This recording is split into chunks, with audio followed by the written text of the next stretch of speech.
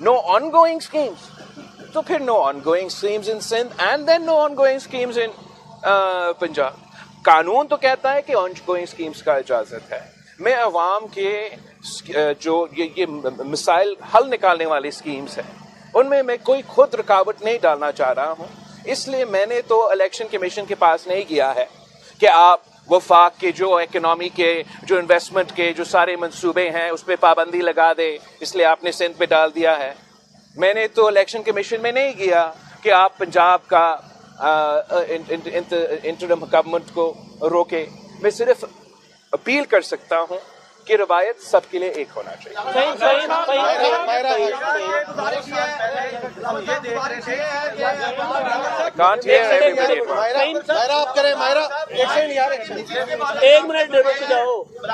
I can't answer 4 people at the same time, sorry.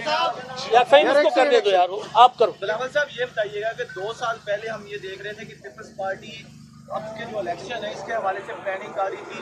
Balochistan میں بھی جلوس بن رہے تھے, لوگ آپ کی پارٹی میں شامل ہو رہے تھے, جنوبی پنجاب میں لوگ آپ کی طرف آ رہے تھے. ایک دم ایسا کیا ہوا کہ وہاں پر بھی لوگ آپ کی طرف آنا رک گئے, جنوبی پنجاب میں بھی آنا رک گئے, اور اب الیکشن قریب آئے ہیں تو اب کرپشن چارجز اور مختلف قسم کی چیزیں. میں آپ کا سوال کا بہت شکر گزار ہے. اس لیے میں چاہ رہا ہوں کہ جو کردار کشی اور پروپیگنڈا مہم چل رہی ہے میڈیا پہ, جو کسی ایک جماعت اس میں تو بہت ماہر ہے, اس پہ آپ دھیان نہ دیں. جہاں تک پاکستان پیپلز پارٹی کی شمولیت کی بات ہے, چاہے وہ بلوچستان, ساؤتھ پنجاب یا یہاں پنجاب کی بات ہو, ہر دن کوئی نہ کوئی شامل ہو رہا ہے. نہ کوئی کمی, نہ کوئی رکاوٹیں, نہ کوئی اس میں کوئی مجھے مسئلہ محسوس ہو رہا ہے. ہاں, کوئی بندہ جو بلوچستان میں اپنے آپ کو پیپلز پارٹی میں شامل کر دیا, پھر اس نے اپنے آپ کو پاکستان پیپلز پارٹی سے نکال دیا. نہ ہم ان سے ریکویسٹ کر رہے تھے کہ آئے, لیکن اگر کوئی کہتا ہے کہ ہم کو روک تو نہیں سکتے, اس کو اس طریقے سے پیش کیا جا رہا ہے کہ پیپلز پارٹی کا کوئی مسئلہ ہے. اس میں ایسے کوئی ہمارا اعتراض نہیں ہے. جہاں تک نیب کے کیسز کی بات ہے, یہ سارے کے سارے 100% تمام پرانے کیسز ہیں, پرانے بنے ہوئے کیسز ہیں جو چلتے آ رہے ہیں, جو اس الیکشن پہ کوئی اثر نہیں کرتے. افضال بھائی, آپ کو کن مسائل کا سامنا کرنا پڑا اور کن کن ممالک سے ہماری دوستی بہتر ہوگی؟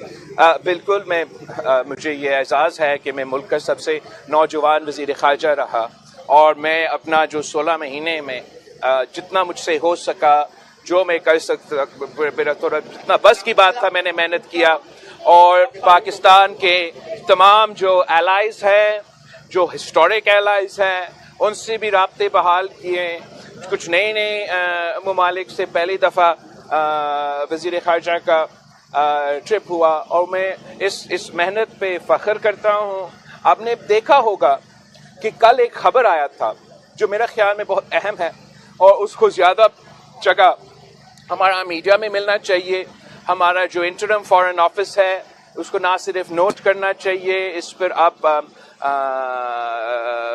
واضح بیان آنا چاہیے کہ جو کینیڈا کے وزیر اعظم نے اپنا پارلیمان میں الزام لگایا کہ بھارت نے ایک کینیڈین شہری کو, سکھ کینیڈین شہری کو کینیڈا میں قتل کیا ہے, یہ بہت بہت بڑا الزام ہے. اور میرا خیال میں دنیا کے سامنے اب بھارت جو ہے وہ ایکسپوز ہو چکا ہے. کب تک انٹرنیشنل کمیونٹی اور خاص طور پہ جو ہمارا ویسٹ کے دوست ہیں وہ بھارت کے اس قسم کے واقعات کو اگنور کرتے رہیں گے؟ It is time for the international community to accept that India has become a rogue Hindutva terrorist state that not only has conducted terrorism in Kashmir, not only have we in Pakistan caught their spies involved in terrorism in our country, but they have now been caught violating the sovereignty of a NATO member state. This is not only a violation of Canadian sovereignty. This is a violation of international law and international norms. And Pakistan, the Pakistan People's Party calls, but Pakistan should call on the international community to stand with the people of Canada and highlight the atrocities of the religio-fascist state that is today's India. Myra,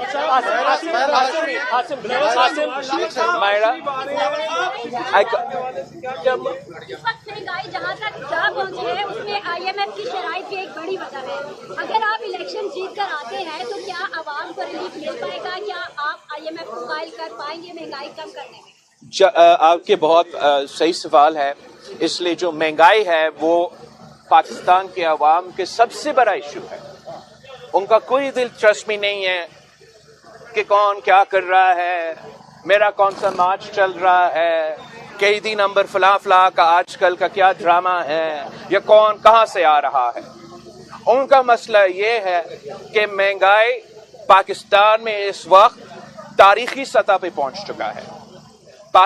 Pakistan का अवाम को नहीं मालूम कि अगर उनको अपने बच्चों को स्कूल भेजना है तो कहाँ से वो स्कूल फीस का बंदोबस्त किया जाए, अगर उनके बड़ों का इलाज करवाना है तो वो कैसे वो हॉस्पिटल की फीस अदा करेंगे। उनको मालूम नहीं है कि अगला जो बिजली का बिल आएगा वो पूरा कैसे होगा। और इस परेशानी में, इस दुख में, इस मुश्किल में उनको एक उम्मीद की जरूरत है, उनको एक रोड मैप की जरूरत है। उनको इतना तो अंदाजा होना चाहिए कि उनको एक मौका मिलेगा आने वाले इलेक्शंस में कि वो आजादाना तरीके से अपना नुमाइंदे चुने, अवामी नुमाइंदे हो जो मुंतखब हो के इस्लामाबाद में बैठ के उनके बारे में सोचेंगे। चाहे वो IMF से मुआहदा कर रहे हो, चाहे वो पाकिस्तान का बजट बन रहा हो, जो हमारा सबसे मेन प्रायोरिटी ये होना चाहिए कि इस महंगाई के सूरत हाल में हम आम आदमी को कैसे रिलीफ दे सकते हैं। आपका सवाल ये था कि क्या पाकिस्तान के अवाम ये तवक्को पाकिस्तान पीपल्स पार्टी की रखें कि IMF के शराइत के बावजूद हम अवाम को इस महंगाई से रिलीफ दिलवा सकते हैं। मेरा कहना यह है कि ये हमारा तारीख साबित हो चुका। जब 2007-8 का हुकूमत आया था 2013 तक, दुनिया में ग्लोबल रिसेशन था। वॉशिंगटन से लेके यूके, यूरोप, पूरा दुनिया में फाइनेंशियल मार्केट्स क्रैश हो रहे थे। तारीखी महंगाई भी था पाकिस्तान में। ज़राई किल्लत इस हद तक, मतलब आप अपना फूड इनसिक्योरिटी को मैनेज नहीं कर सकते थे। आपको चीनी, चावल, गंदम को भी बाहर से मंगवाना पड़ रहा था। तो उस माहौल में जब पाकिस्तान पीपल्स पार्टी ने देखा महंगाई था, तो हमने कहा पाकिस्तान के अवाम को लावारिस नहीं छोड़ेंगे। हमने इनकलाबी बेनज़ीर इनकम सपोर्ट प्रोग्राम क्यों दिया? इसलिए कि जब महंगाई है, अब इस मुल्क की गरीब तरीन औरतों को लावारिस ना छोड़ें, उन तक माली मदद हमने पहुंचाए। जब हमने तनख्वाह में इजाफे किए, जब हमने पेंशन्स में इजाफे किए, तो क्यों किए? किसी खुशी में नहीं, सिर्फ इसलिए कि अवाम का हक था, कि उन बुजुर्गों का हक था कि जब महंगाई है तो उनका पेंशन्स में उनको इतना कुशन मिले कि वो महंगाई का मुकाबला कर सके। वैसे तनख्वाहदार तबका के लिए हमने ख्याल रखा, वैसे हमने ज़राए मईशत का ख्याल रखा। उसी मुल्क को, उसी हुकूमत में हमने एक साल के अंदर गंदम, चीनी और चावल जो आप इंपोर्ट कर रहे थे, एक साल के अंदर ही अंदर आप एक्सपोर्ट कर रहे थे। जब किसान खुशहाल था, उनके पास आप वो अपने फसल को, अपने प्रोडक्ट को बेच सकते थे, तो वो महंगाई का मुकाबला कर सकते थे। आज भी आपको इसी किस्म की अवाम दोस्त की हुकूमत की जरूरत है, जो पहचानती है कि महंगाई तो है, मगर इस महंगाई को अपने अवाम से हम कैसे वो तहफ़्फ़ुज़ दिला सकते हैं, कैसे वो ताकत दिलवा सकते हैं कि इस मुश्किल वक्त में वो हम सब मिल के इस मुआशरी बहरान का मुकाबला।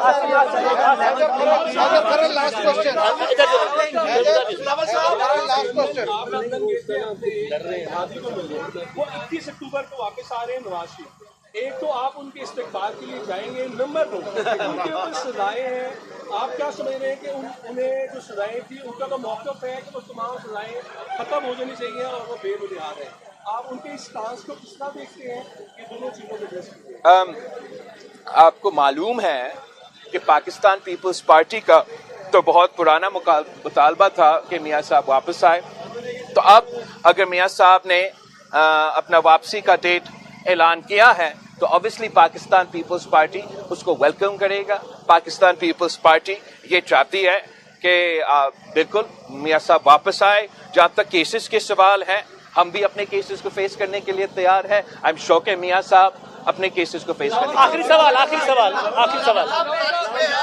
نے کل سلینا صاحبہ کی فائدیسہ کی مسز کی ان کے ساتھ عہد کی تقریب میں کھڑے ہونے کو بڑا اپریشیٹ کیا ہے اور ان کی قربانیوں کو ریکگنائز کیا ہے.